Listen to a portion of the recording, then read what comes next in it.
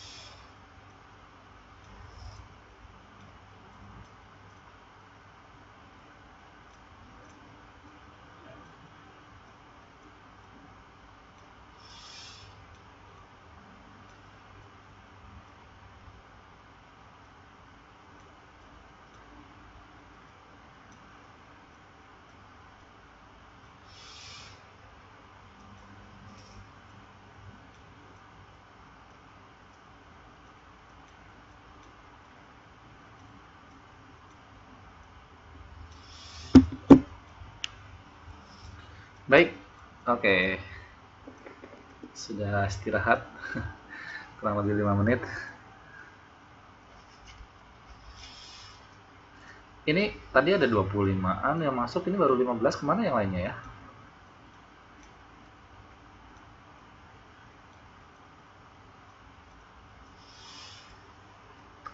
Pada tidur.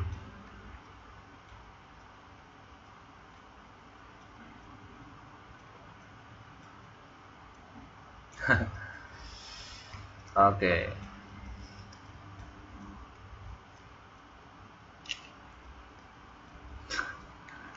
Wah, dulu kalau zaman saya SMP ini masih ya.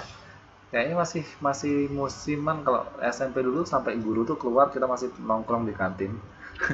Ayo waktu waktu kelasnya udah masuk ini masih pada nongkrong di kantin.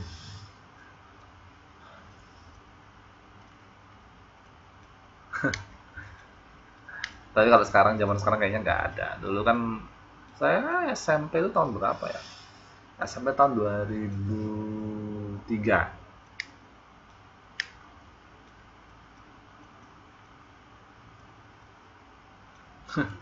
Iya, bisa dibilang nostalgia juga. Saya culun punya dulu ya waktu SMP. Kalau lihat masih ada fotonya. Ya waktu itu belum ada selfie-selfiean lah, orang kamera digital aja masih jarang sekali ya. Handphone aja saya pegang tuh kelas 3 SMP.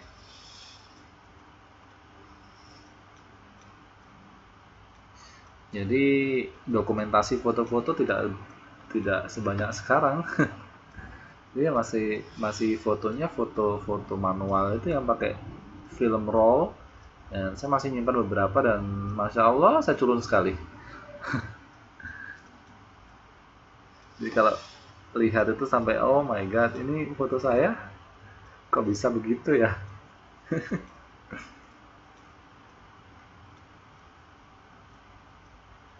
Oh tahun 19 lulus SMP ya, keren. 1999 saya masih kelas SD kelas 4 kalau nggak salah. Oke, ya ya sudah, ini ada 20 siswa yang sudah masuk. Kita mulai saja karena waktu untuk pelajaran PPKN ini sangat terbatas, hanya 1 jam pelajaran. Jadi kita mulai saja ya teman-teman sekalian biar tidak terlalu malam nanti selesainya. Oke, kita mulai lagi pertemuan kelas kita yang kedua. Saya mulai. Assalamualaikum warahmatullahi wabarakatuh. Selamat malam, selamat berjumpa lagi di kelas session selanjutnya. Setelah kita mengakhiri dan menghabisi kelas pertama ya, kita kelas bahasa Indonesia kita sudah selesaikan dan kita lanjut karena kita masih dalam satu kesatuan waktu, dalam satu account Wizik, kemudian dalam satu tutor dan masih dengan murid yang sama. tetapi masih mengharuskan kita untuk log out dan masuk kembali, ya kita jalani saja ya, kita santai saja dalam belajarnya. Dan malam hari ini teman-teman sekalian masih dengan topik yang sama. Di pertemuan pertama saya tidak akan memberikan sesuatu hal yang berat-berat kepada kalian. Saya akan memberikan sesuatu hal yang ringan-ringan supaya teman-teman sekalian tetap semangat, bisa pemanasan terlebih dahulu sebelum menikmati materi-materi yang sudah saya rencanakan, yang sudah saya susun di perjalanan 1 semester ke depan. Begitu. Baik, sebelum kita mulai materi pada malam hari ini, marilah senantiasa kita berdoa, memanjatkan doa kepada Tuhan Yang Maha Esa supaya apapun yang akan kita pelajari pada malam hari ini, yang akan kita diskusikan pada malam hari ini bisa membawa manfaat dan bisa berjalan dengan lancar tanpa halangan suatu apapun. Berdoa menurut keyakinan dan agamanya masing-masing. Berdoa dipersilahkan.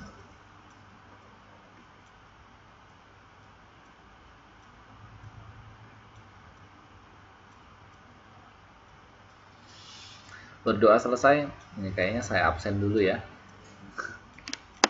Ada Mbak Sitya, ada Mbak Ica, ada Indri Lestari, ada Umi Safitri, Ica Lestari, Fenty, Mari Ardita, oh ini pengarang novelnya ini ya, Aril, ada Sari, ada Leoza, ada Bunda Farid, ada Tari Eni, gimana cara bacanya ini?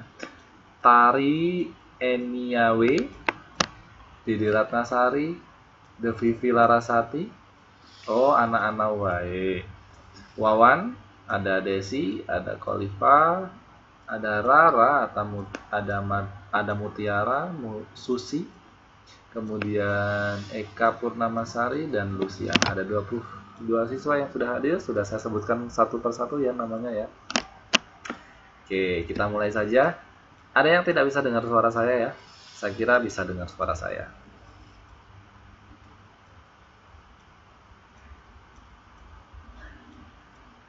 Ya, masih dengan judul yang sama, dengan beda pelajaran saja. Jadi malam hari kita akan membahas sedikit pengantar tentang materi pendidikan kewarganegaraan untuk kelas 11 semester 3. Ya, tidak perlu kenalan lagi ya, tadi sudah kenalan. Ini kotak personal information saya. Ya, kita lanjut saja. Oke, kalau tadi kita sudah belajar bahasa Indonesia, sekarang kita ganti materi baru yaitu PPKN atau sekarang lebih dikenal dengan materi kewarganegaraan. Ya, pendidikan kewarganegaraan atau bahasa Inggrisnya disebut dengan citizenship. Ya, pendidikan kewarganegaraan atau yang namanya citizenship merupakan mata pelajaran yang memfokuskan pada pembentukan diri yang beragam dari segi agama, sosiokultural, bahasa, kemudian usia dan suku bangsa untuk menjadi warga negara yang cerdas, terampil dan berkarakter yang sesuai diamanatkan oleh Pancasila dan Undang-Undang Dasar 1945. Jadi pendidikan kewarganegaraan ini sangat penting dipelajari di Indonesia, mengingat bahwa Indonesia ini tidak hanya memiliki satu jenis suku bangsa, satu jenis agama, satu kebudayaan ataupun satu bahasa. Tidak, bangsa Indonesia memiliki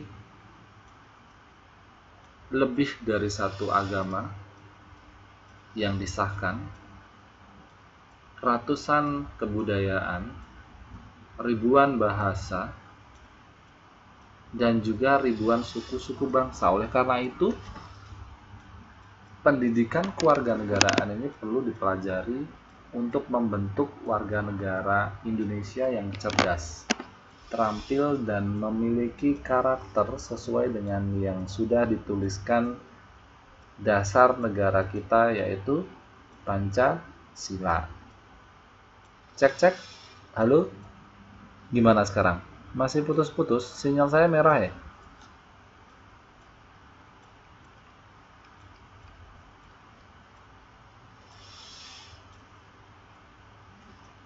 Oh, berarti tadi di Mbak Aril, coba dicek lagi ya.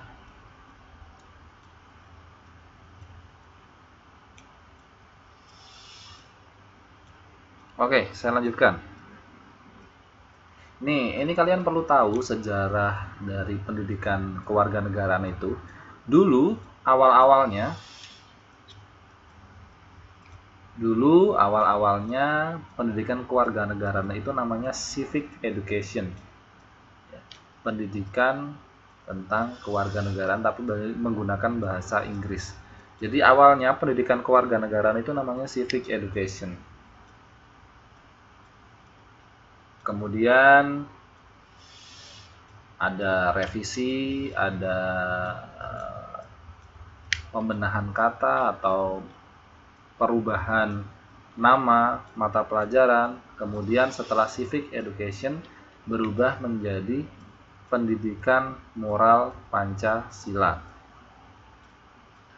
Kemudian setelah pendidikan moral Pancasila kemudian berganti dengan PPKN. Nah, zaman saya sekolah SD, SMP, dan SMA itu menggunakan nama PPKN.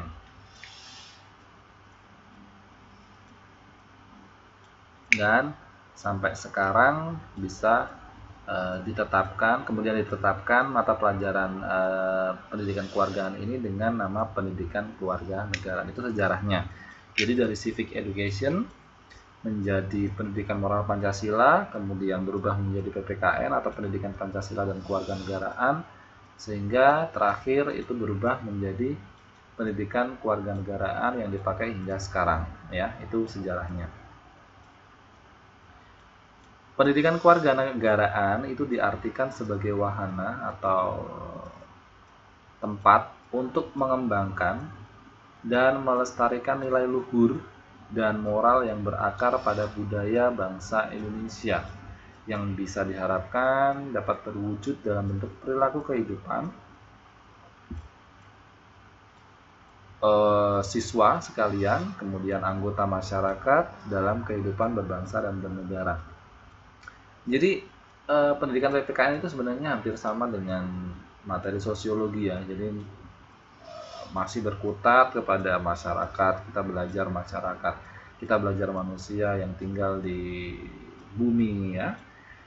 Jadi masih hampir sama dengan sosiologi. Jadi tujuan belajar dari PPKN ini atau pendidikan kewarganegaraan ini kita bisa mengembangkan dan melestarikan nilai moral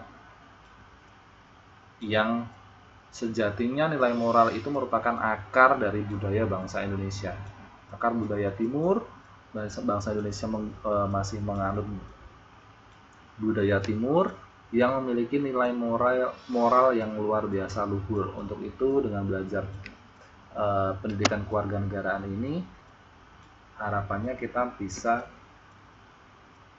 melestarikan nilai luhur dan nilai moral pada setiap kebudayaan bangsa Indonesia tersebut.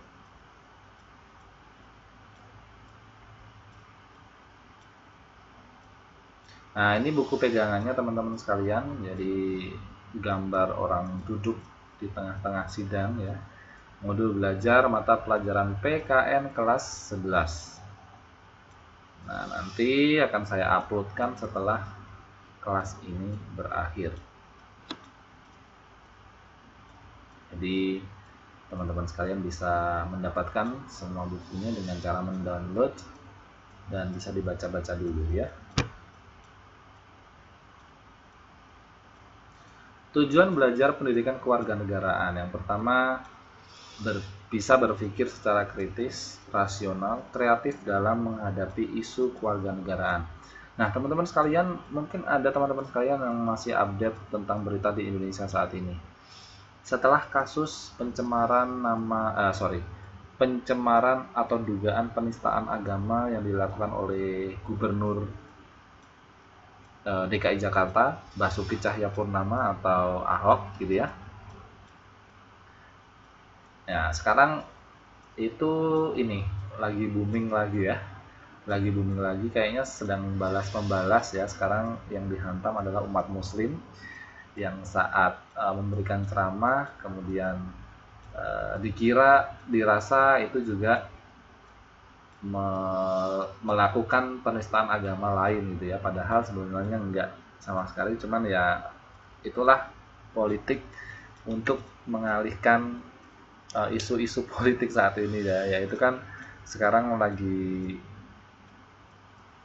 eh, apa namanya, masalah yang sedang naik daun adalah naiknya tarif BBM, naiknya apa namanya, harga cabai dan sebagainya. Nah itu akan segera dialihkan dengan topik apa, masalah-masalah tadi, penistaan agama dan sebagainya ya. Nah itulah, kalau misalnya kita sebagai warga negara yang tidak bisa berpikir secara kritis, rasional dan kreatif dalam menanggapi isu kewarganegaraan. Jadi kalau kita membaca atau melihat isu negara kita ya, jangan dimakan mentah-mentah lah. Kita harus berpikir kritis, rasional dan kreatif. Kita harus menghargai perbedaan yang ada di Indonesia ya, perbedaan setiap agama, suku dan sebagainya. Jadi kita harus berpikir kritis. Kemudian yang selanjutnya adalah berpartisipasi secara bermutu dan bertanggung jawab, bertindak cerdas dalam kegiatan bermasyarakat, berbangsa dan bernegara. Jadi setiap apa yang kita lakukan kita harus pertanggungjawabkan ya. Berani berbuat, harus berani bertanggung jawab. Itulah masyarakat yang cerdas. Kemudian berkembang secara positif dan demokratis untuk membentuk diri berdasarkan karakter-karakter masyarakat Indonesia yang hidup bersama-sama dalam bermasyarakat dan dengan bangsa lain juga. Jadi harapannya setelah belajar PPKN ini ya, teman-teman sekalian bisa mengembangkan sikap demokratis teman-teman sekalian untuk membentuk diri, bisa hidup bersama-sama, berdampingan secara damai dengan masyarakat Indonesia satu, dengan masyarakat Indonesia yang lain, ataupun dengan bangsa-bangsa lain. Kemudian selanjutnya bisa berinteraksi dengan bangsa lain dalam percaturan dunia. Artinya percaturan dunia itu adalah dalam kehidupan internasional ya, artinya saling berinteraksi satu sama lain ya, dalam memanfaatkan teknologi informasi dan komunikasi. Nah ternyata PPKN ini juga mengajarkan teman-teman sekalian untuk bisa berinteraksi dengan bangsa lain. Ini sangat cocok sekali dengan teman-teman sekalian yang sekarang lagi ada di Taiwan ya. Di sana tidak hanya orang-orang Taiwan saja atau orang-orang Indonesia saja yang kalian temui, bahkan orang-orang dari negara lain. Nah, Taiwan saat ini terkenal dengan negara yang ramah dalam mengkondisikan imigran-imigran atau traveler-traveler yang datang ke Taiwan ya, sehingga banyak sekali turis-turis mancanegara yang datang ke Taiwan. Nah, itu sangat berpeluang sekali buat teman-teman sekalian untuk berinteraksi dengan mereka. Ruang lingkup yang akan kita pelajari dalam pelajaran kewarganegaraan ini adalah yang pertama tentang persatuan dan kesatuan bangsa. Nanti kita akan belajar tentang bagaimana hidup rukun dalam perbedaan. Kita juga belajar cinta akan lingkungan tempat tinggal kita. Kita bangga sebagai bangsa Indonesia. Kita aktif dalam pembelaan negara, misalnya ada negara lain yang mencemooh Indonesia. Seperti pada waktu itu ya, pernah beberapa kali Malaysia berbuat ulah. Negara tetangga kita yang sering berbuat ulah, yang sering mengaku-aku hak milik Indonesia, seperti apa, batik kemarin diaku sebagai pakaian negara mereka. Kemudian apalagi pulau sering diaku-aku ya. Nah itu di sini kita perlu menjadi bangsa yang bisa membela negara kita dengan cerdas ya. Wayang, reog gitu-gitu. Jadi ya ini memanggil kita ya untuk bagaimana kita bisa membela negara kita sendiri. Kemudian kita bisa bersikap positif terhadap negara kesatuan Republik Indonesia. Selain itu, kita juga harus patuh norma, hukum, dan peraturan. Kita akan belajar norma, hukum, dan peraturan, di mana materi-materi yang akan kita pelajari adalah tentang tata tertib, kemudian peraturan-peraturan, tentang hukum, baik hukum negara maupun hukum secara internasional. Ruang lingkup selanjutnya adalah hak asasi manusia. Bagaimana kita nanti memperhatikan penghormatan dan perlindungan hak asasi manusia. Serta yang keempat adalah kebutuhan warga negara tentang bagaimana hidup gotong royong, menghargai masyarakat, bagaimana berorganisasi, bagaimana kita mengeluarkan pendapat, bagaimana menghargai setiap keputusan bersama, dan sebagainya. Kita juga akan belajar tentang konstitusi negara, di mana nanti kita akan sedikit belajar sejarah, ya, yang sehingga sampai saat ini kita memiliki dasar negara yang dijadikan pedoman untuk membangun negara kita. Kita juga akan belajar kekuasaan dan politik, ya. Ya, kalau membahas politik memang tidak ada habis-habisnya. Nah, sekarang kita akan belajar sedikit tentang kekuasaan dan politik itu sendiri. Kemudian yang terakhir adalah tentang Pancasila sebagai ideologi negara, bagaimana perumusan-perumusannya sehingga Pancasila ini dijadikan sebagai dasar negara, yang dijadikan juga sebagai pedoman. Kalau ada hal-hal yang melenceng, kita akan kembalikan lagi ke Pancasila. Nah, untuk PPKN tidak terlalu banyak kalau dibandingkan dengan bahasa Indonesia tadi. Ada 3 bab yang akan kita pelajari. 2 bab akan kita pelajari sebelum ujian tengah semester, dan 1 bab akan kita pelajari setelah ujian tengah semester atau sebelum ujian akhir semester.